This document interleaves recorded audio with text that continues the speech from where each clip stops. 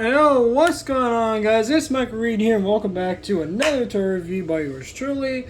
So today we have an interesting review, and this is normally the part where I would show the box, but for this one, I don't have the box, or at least the original box, because the way I actually obtained this certain Beyblade Burst product, I got it in a what they like to call their convenience style. So sadly, I didn't get the original box that the product came in. However, I will show you guys product shots of what the actual product did look like in its initial stock packaging. So, real quick here, just have to pull it up on my computer, and we're going to do it that way. So, I'll move this out of the way for a minute, and let's bring in the computer. So we take a look at the box. So this would be the box of the Beyblade Burst Surge SpeedStorm Volt Knockout Battle Set. Yes, this is the premier battle set that they released to kick off Beyblade Burst Surge in the international release. So right there at the front, we can see the Beyblade Burst Surge logo. We can see the main Beyblades, the Beyblades themselves, Beyblades. Jeez, that was a really bad stutter. Anyway, so right here on the left, we have Colossal Helios, also known as King Helios in the Japanese, and then right here we have Super Hyperion H6, and for Helios it would just be H6, but I don't like to put that part in there just because, you know. But anyway, you get the idea. So Super Hyperion H6, also just known as Super Hyperion in the Japanese. And we get our stats here, which includes 1 volt knockout BeyStadium, which I will be showing off the BeyStadium, as it is somewhat different to the original stadiums that they released in Japan. Not that they ever did a stadium like this, but they're different for Hasbro, I should say, not for Japan. But anyway, sorry, that was just misspoken there, as I typically do. We get our two tops, of course, Colossal Helios, also known as King Helios, and Super Hyperion, almost dropped the phone, also known as just Super Hyperion, and, you know, the same thing in the Japanese. I don't know why I said it like that, but anyway. And then we get our two launchers right here, our standard launchers, which we'll actually show these in this instance, just because why not, for the set. So, we're going to get the SpeedStorm logo right there. So backing out real quick. No, do not want to do that. Do not want to do that. There, we want to go to the back of the box. There we go. Let's get a nice... move the camera down, actually, so that way I can actually bring it up properly. Hold on. Okay, here we go. So back of the box, we have Colossal Helios H6 with the parts there, with the Storm chip, also known as Super King chip, the ring, the disc, and the driver. Now these are not the SpeedStorm Metal versions, these are the regular SpeedStorm versions. And then we get the stats for Colossal Helios, aka King Helios, and again, don't bother with those stats, because again, they are rubbish. In the middle here, we do get some stuff for the stadium as well. We get the Power Vortex and the Surge Zones, which I'll talk more about those once we actually get to the stadium itself. Then we get Super Hyperion H6 right here, who has his Storm chip right there, or Super King chip. We have the ring, disc, and driver. And then we have these stats right there, which again are absolutely rubbish, as usual. And of course, Super Hyperion H6 is attack type, while Colossal Helios H6 is balance type. So, let's see if there's any other screenshots of the box that I need to go over. So give me 1 second. Nope, I think that is absolutely it for right now. So let me go ahead and go back to the, let me just move the thing I wanted to move back over here. Sorry for the shifty camera. Move this over here. Center everything. I said center everything. There we go. Alright, and let's get started with this review. And we're going to start off with the small stuff. At least that's sort of commonplace stuff for Beyblade Burst here. So we do get 2 Beyblade Burst Surge launchers, which of course are the same for all Beyblade Burst Surge releases. We have the left and right, you have the nice blue stylings on them. Nothing really much to write home about, except that they are kind of small, so they can be difficult for younger kids to launch these, obviously. And for older people, it's even worse because they're just so tiny and have only like a small little grip here, so it's, yeah. Although there are some launchers that are actually better for Hasbro, but most of them are just kind of, But anyway, you can clearly tell that they were kind of cheaping out with these launchers, but there you go. There are the launchers. We'll move on to the Beyblades in a second, but first, let's look at the insert actually, because why not? This set does come with an insert. As you can see with the Beyblade Burst SpeedStorm logo right there, Volt Knockout Battle Set, you have your QR code thing here to let you know, hey, you can scan your base into the game. So that's pretty cool. You have a setup guide for the actual stadium itself, showing how to put it all together.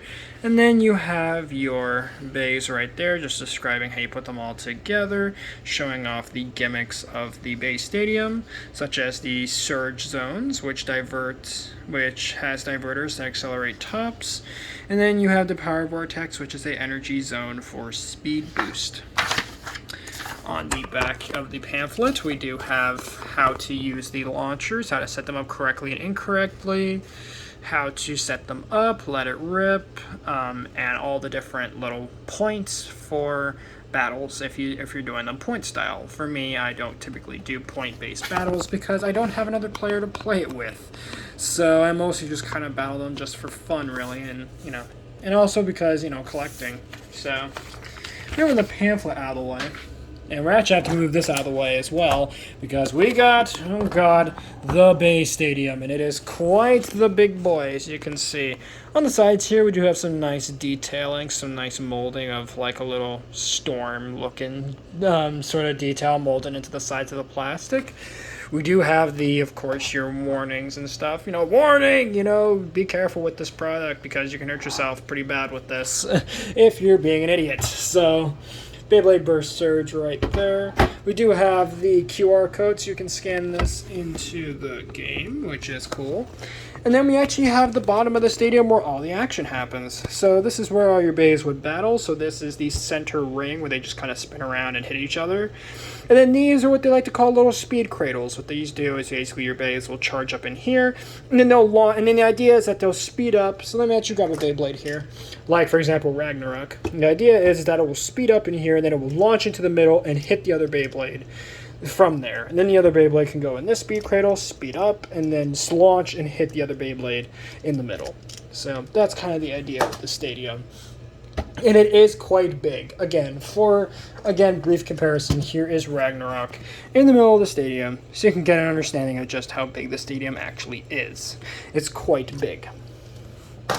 So there you go. That is the SpeedStorm Stadium. Nothing really much to do there.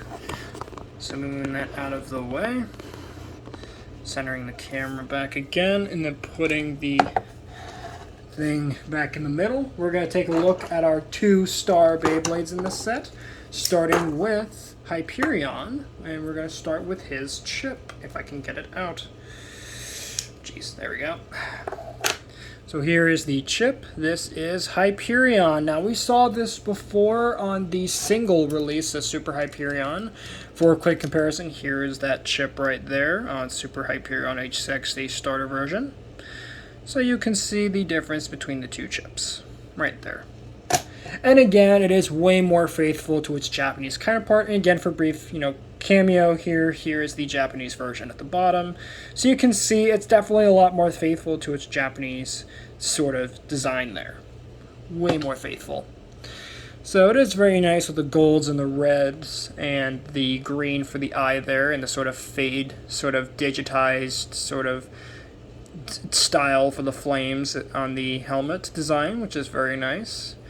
And on the back we do have our QR code, so you can scan Hyperion into the Beyblade Burst app. So that's pretty cool. So that is Hyperion. Very nice chip. Next up is our ring, which is super. And again, I'm sad that even with this release, they didn't bother to detail it. Because, again, for comparison, here's what it's supposed to be based on. Its Japanese counterpart. You see the big problem here? The details are just not there because, again, as I keep telling you guys, Hasbro is getting lazy. I'm telling you. I'm surprised they even painted the parts where the Japanese chassis sits. Like, come on, guys, you could have done a little bit better. You could have tried a little harder with the detail, but whatever. So, there you have that, the Super Ring. And also for other comparisons, here's the one that comes on Super Satan, so you can see how that one looks right there. And then for another brief cameo, and of course we will see this more with the other comparisons, with the full comparisons. Here is the starter version of Super Hyperion, the Super, so you guys can see how the Super rings differ on the two releases. But there you go. So that is your Super ring, and once you combine that with Hyperion, there you will have your layer of Super Hyperion right there. Next, we will bring in the disc, and this is where the problems start with this release. Is we, instead of getting the 1A disc, we get the 7 disc. Now, this is kind of puzzling because normally with their stadium sets up to this point, they would always give us the anime-accurate parts and anime-accurate color schemes of the main protagonist Beyblades in the battle sets. And for the first battle set of the season.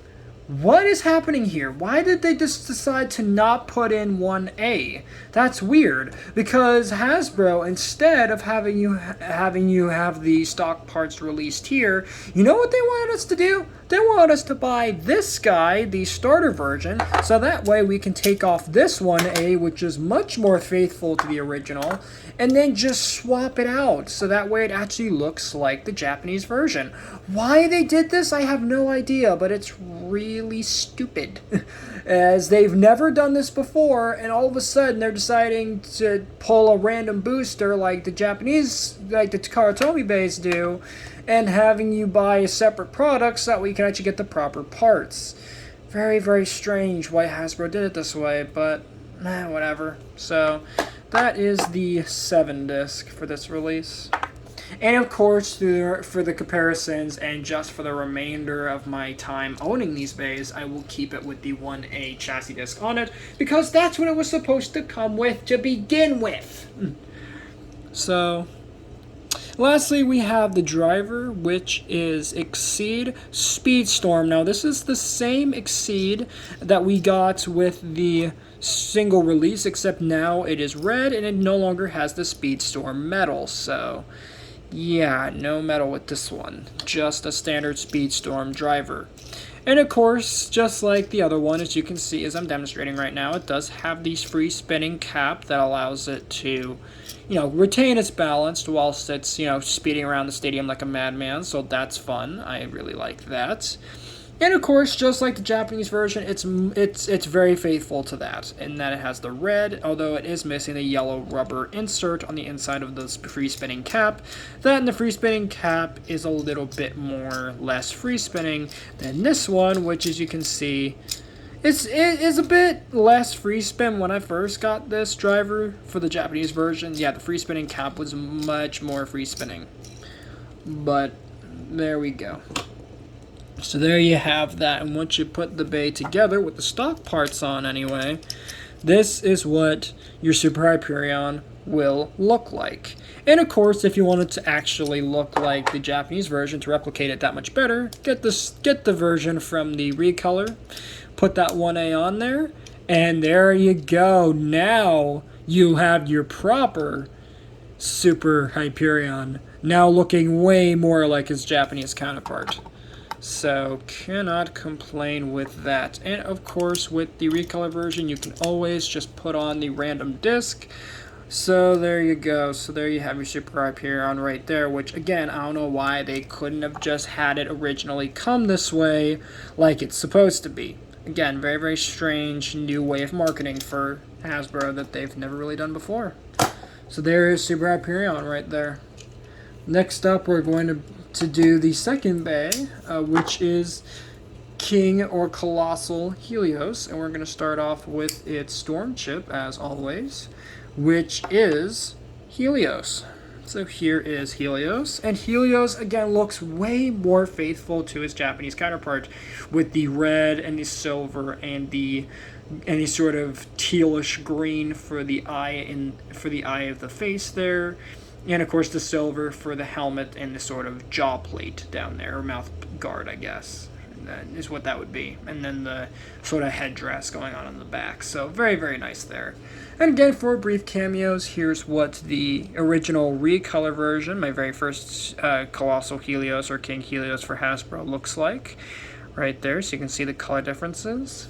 And then to see how faithful it is to the original King Helios, here is my Japanese King Helios for comparison. And again, much, much more faithful to its original counterpart, but of course it's obviously missing some decals and it's not as translucent, as this one's more of like a dark blue with, I think it has a little bit of sparkly plastic in it as well to make it look that much more reflective, or maybe it doesn't. No, it doesn't have any sparkly plastic, never mind, it doesn't have sparkly plastic, it's just the light shining on it that made it look like it had sparkling little bits of plastic in it, but no, it does not.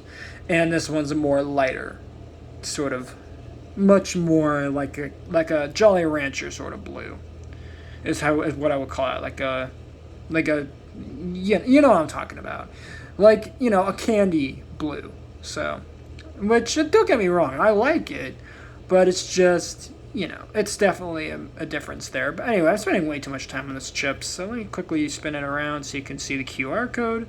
So, of course, if you have the Beyblade Burst app, now is your chance to scan it into the game. Right there. So there you have Helios right there. The Storm chip, or Super King chip. Next, we have the ring, which is King or Colossal, and it does look very, very nice. I do like the orange sort of flames going up. My only issue, of course, is that, well, everything seems to be the same color of plastic. Again, they did not paint the silver for where the normal 1B chassis would sit on the Japanese release, which that brings me swiftly to the mini cameo of the actual King ring and how it looks. And again, it is missing the silver as well on the edges. It is missing the stickers in between the blades. So there is definitely some lost detail with this. But, I mean, it's not the worst thing ever. It's just, you know, not very faithful to its original Japanese counterpart. So, there you go. And again, for another brief cameo, here is the original recolor version of King Helios. So, there you go. Or Colossal Helios, if you want to call him that. So, there you go. And lastly, here for the layer, you just put on the Storm chip, or the Super King chip, and you get your full layer of Colossal or King Helios. Can't complain with that. Very nice looking. Next, take a look at the disc, which of course is not 1B, but instead it is 10. Yeah, again, same thing with the Super Hyperion. Just like him, he too has, for some reason, got a random part where there shouldn't be one. So, again, very interesting marketing ploy with this. So again, to make it look more accurate, of course, you'll have to buy these starter versions so you can actually get your proper 1B chassis disc, which again looks much more faithful to its Japanese counterpart. Again, why they didn't do this in the first place, just have it with the stock parts like they always did, and then have just the recolor with just some random parts, I don't know, but they did it this way because, I don't know, silly marketing. But anyway, so there you go. So there you have your 10 disc. Again, not really many thoughts to say on this. And just like the, what was it? Was it 6? Or was it 7 that came with the Hyperion? Hold on. I can't remember actually off the top of my head. Oh, it was 7. Okay, and again for my initial thoughts on 7, I should have mentioned this before, but my original thoughts on 7 can be found in my review of Legend Spriggan, as I believe I did a review of that. I don't think I did it on its own, but it was part of the collection review, which don't worry, after later towards the end of this year, I will be doing an update video doing a full, you know, re-review of my entire collection. So do stay tuned for that, because that's going to be a longer one than the last one, because I got so many more bays to do reviews of. But of course, for the ones that I did, for the ones that I did do reviews of, which is pretty much my entire collection and the new ones, I am going to try to keep the reviews shorter, just because, you know, most of them I already did like full on, you know, like individual reviews for them, so don't worry, it's not going to be as long as the original collection sort of review. So if you're worried about it being super long, it's not going to be. But anyway, that is the 10 disc right there. And again, for the full details on the 10 disc and my initial thoughts, go check out my, I believe it was Revive Phoenix? Yeah, Revive Phoenix review. That is an old one. That's from 2018, actually. That's kind of crazy how far we are in the Beyblade reboot season. Or generation. Not even season, generation. So lastly, we do get the driver, which is Zone SpeedStorm. And this is the regular zone or the non-SpeedStorm metal version of the driver. And again, it does have the free spinning plate as per usual, so that is good. And it is in a nice sort of powder blue, which again is somewhat faithful to its original version, which of course had a much more clear blue with a much more free spinning cap, but still, yeah, you can see where it got its inspiration from. And of course, obviously in the Japanese, it didn't have the metal, and as you can see, it is a hair bit taller, just so that could compensate for the whole SpeedStorm gimmick. That's part of the reason why the drivers are taller. I don't know if I ever explained that, but just to explain it briefly, the reason why most of the drivers are taller, that or look almost completely different from their originals versions, is because of the SpeedStorm gimmick and because of the scrape risk, aka the base just grinding on the stadium and slowing themselves down and just ruining the stadiums. They decided they would make the drivers taller so that way they can actually compensate for the gimmick. Is why they did it this way. But again, for a quick comparison, here's the SpeedStorm metal version from the recolor version. And again, pretty much same thing, just now with metal where the plastic is. So once you put the whole bay together with the stock parts on, here you have your King or Colossal Helios all together. But of course, if you wanted to look way more like the Stakara version, like it should be, you just grab the 1B chassis disc from the recolor version, slap on your zone, and there you go. Now you have your two bays now looking like their Takara versions, which is great.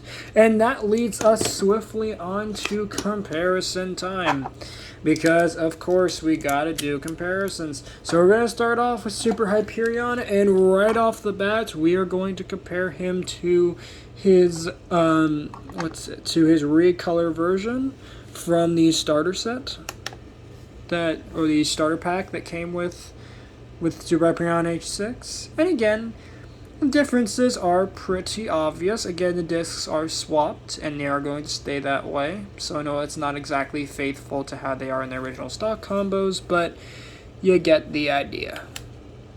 So I gotta speed them back around again, so hold on whilst I get these things back into the shot. There we go.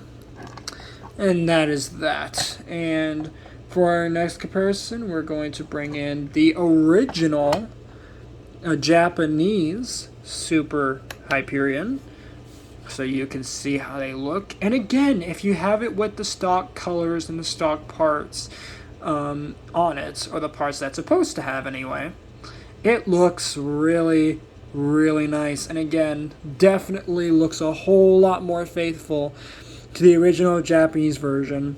All in all, for the both versions, they're not bad choices. Obviously, Hasbro has made some interesting design choices on the Hasbro version, but still, I'm not complaining too much of their choices. As from what I've heard, this version of Super Hyperion is much, much better than its recolor version to begin with. And now, just for some random comparisons, I'm not gonna do every single Beyblade, but we're just gonna do a few here. So let's do it with the recolor King Helios, because why not? So, oh shoot. So there we have the two of them together. Again, the differences are pretty obvious. I don't think I really need to state the changes there between the two.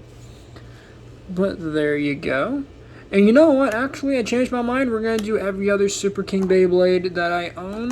So, yeah, we're actually going to do a bit of a speed run here through all the Beyblades. So let's go next with Death Diabolos.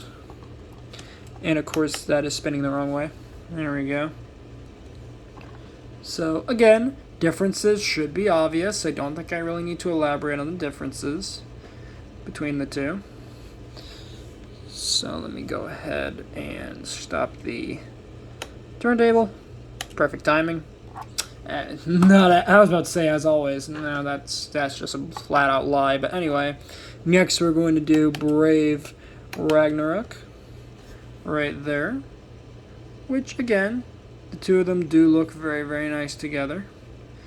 And their stock combos there.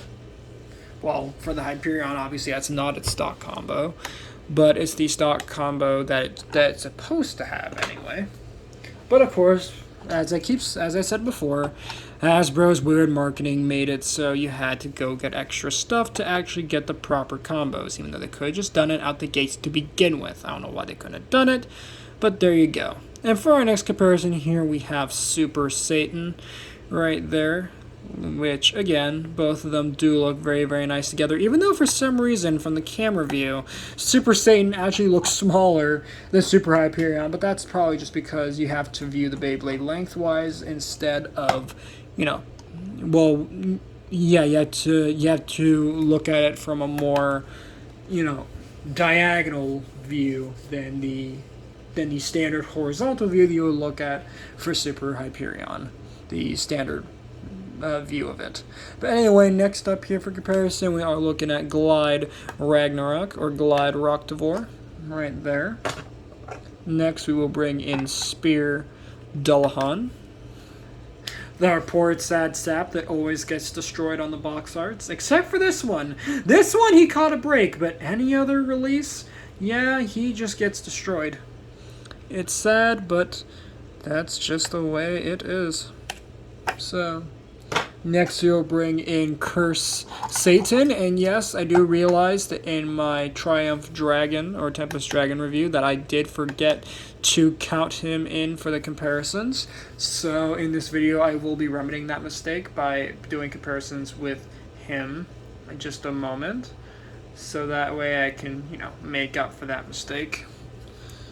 So, let's go ahead briefly and fix that. So here is Triumph Dragon with Curse Satan, briefly, just so that you guys can get an understanding of how those two look together. And again, differences are very obvious there.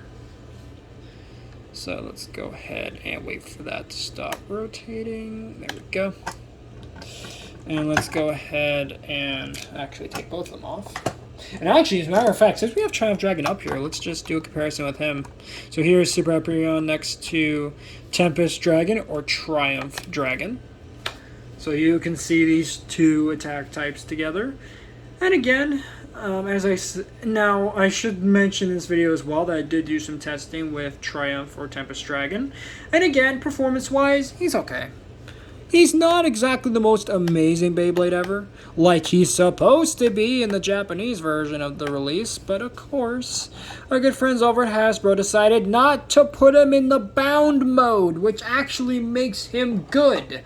Instead, they kept him in his default mode. I don't know why. I don't know why they didn't just put it in its bound mode like they did for the Command Dragon, or what was it called in the Japanese? Imperial Dragon. Why couldn't they have just put it or molded it into its stronger mode so that way it could actually be more competitively viable? I don't know. Hasbro and their weird marketing. Anyway, and weird designs. But anyway, design choices, I should say. Next, we're going to be comparing Super Hyperion next to Vex Lucius, or Variant Lucifer. As you can see, he does have some little chips and nicks on him, but that's, of course, due to use.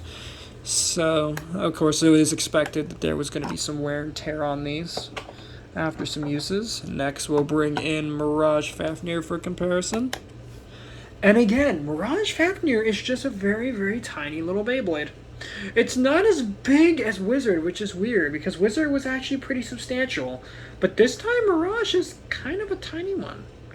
Very, very strange design that they went with this one.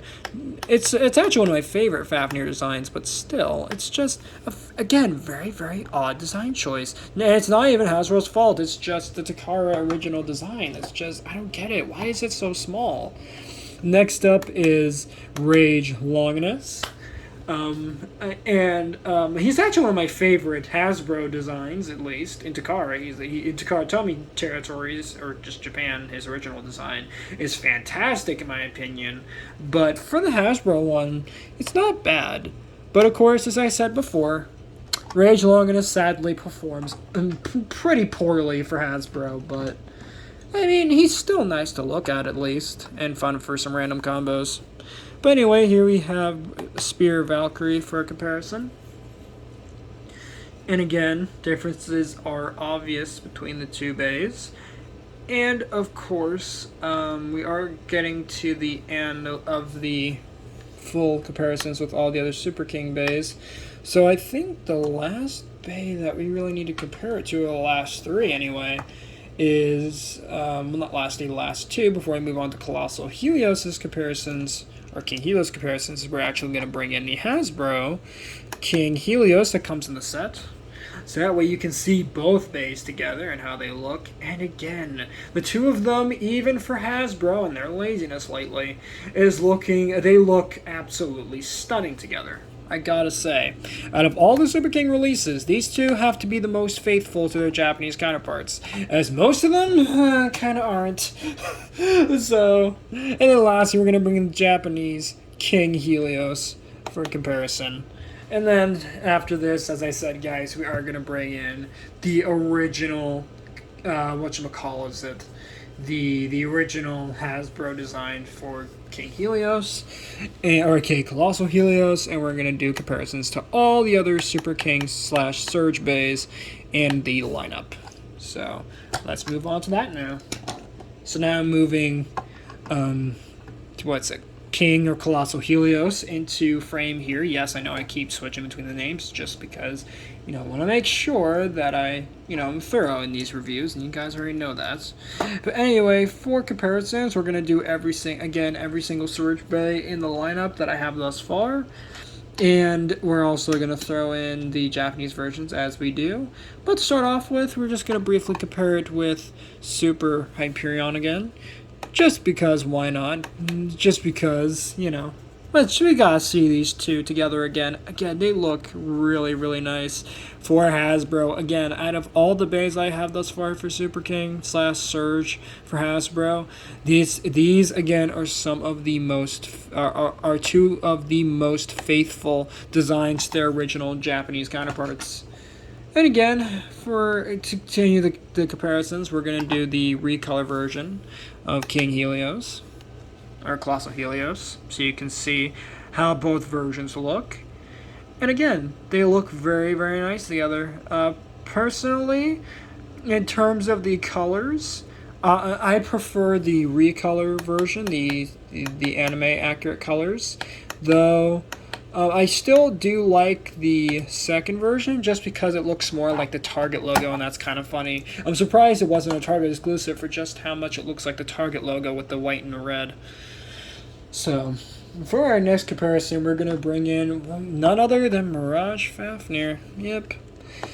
And, again, if I haven't mentioned it before, Mirage Fafnir is actually one of the worst Surge bays that you can get in terms of performance. But I have seen that with other combos, like Mirage Helios, that is actually in a random 2-pack, which I still haven't gotten yet. It's actually a lot better. But with a stock combo, it's okay, but it's just, it's okay in some battles, but in others, it's terrible. Next, we're going to bring in Brave Ragnarok, and again, differences are obvious. I don't think I need to really state them. And again, Brave is not exactly all that great of a ring. Mostly that's just because Hasbro took away the rubber. But, that actually made it super broken in the Japanese release. But still, I can't complain with that. With the looks anyway. Performance-wise, again, Brave Valkyrie is very similar to Victory Valkyrie in terms of performance for Hasbro, unlike the Japanese, which of course is just stupid broken. But anyway, next we're going to compare Helios to Lucifer, variant Lucifer right there. so you can see how those two look together, or Vex Lucius if you want to call him that, which again I do not really appreciate that name as much, just because like Lucius, really. I mean it's all right, but like Hasbro, your naming schemes are getting worse. Anyway, next up is Spiridolahan for comparisons, and again Spiridolahan actually looks pretty good. I do like the dark navy blue with the sort of lighter, sort of like candy blue colors of the Helios. It's a very interesting color choice that they picked. I thought they would have gone for something that looks more like the Japanese version, but whatever. I guess it works.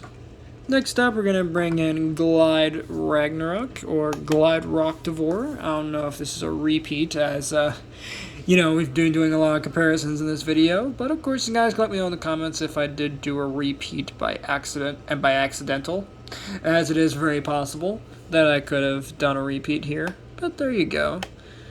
So there you have the two of them together. Let's see if I can actually get this to center. Okay, good enough. So, there we go. Next, we will bring in, what is this? Tempest Dragon, or Triumph Dragon. So you can see how those two look together. And again, they aren't too bad looking together. Again, I already spat out my issues on my initial review of Triumph Dragon, but yeah, I don't like that one in terms of the Japanese faithfulness to the original, as it is obviously not accurate at all, at least disc-wise. It's supposed to come with 1A, but I guess they were too lazy to just take that part and color it blue. But anyway, next we're going to bring in Demise, or Death Diabolos, and again, very nice colors for these. I'm still looking for, Abyss, or, actually it's the same in the Japanese and Hasbro. Abyss Diabolos, well actually it's different in Hasbro, it's Abyss Diabolos, but I'm still looking for that, as that guy has been difficult to find, but hopefully I can find it, because it's a very nice complementary piece to Death Diabolos, at least in my opinion. For our next comparison, we're going to bring in Super Satan. And again, the two of them do look very, very nice together. And what's that? And both of them have zone, and it's kind of cool to have a purple zone. I mean, who doesn't want to have a purple zone, right? have you ever had that moment where, like you didn't, have you ever had a moment where you didn't think that you would want something until you actually have it? You know what I mean? So this is one of those moments where I'm like, I don't really want a purple zone, but I'm glad it exists because it's kind of nice looking. Besides, it's not the metal, but it's alright. Next up is Spear Valkyrie, which if I can actually get him to stand up, there we go.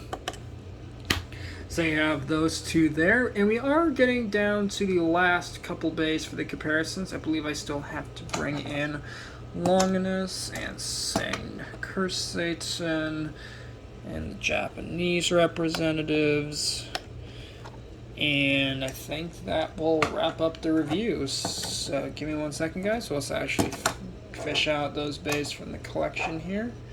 And yeah, we're down to the last couple bays here. So let's start off the last couple bays with Curse Satan, so you can see how those two look together. And again, not too terribly bad looking. And and again, they are both, semi-faithful to their original Japanese counterparts. Obviously, we'll probably never get a Japanese Curse Satan because it was released in a random booster in Japan. I don't know why they always release the coolest looking bays, and most importantly, ones that have some influence on the plot to the animation. In random boosters. They did it with Ragnarok back in Cho Z with Crash Ragnarok, and they're doing it again with Cyclone Ragnarok. I just don't get it, man. Next up here we have, Rage Longinus, which again is, as I said before, one of the better looking bays of Hasbro Surge SpeedStorm. Just a shame that it doesn't perform all that well. As I said before, it's not all too good. Maybe, excuse me, I had a burp there. Maybe with the new stadium it'll actually be better, but of course I will let you guys know, in the next bay review that I do, if that actually helped or not.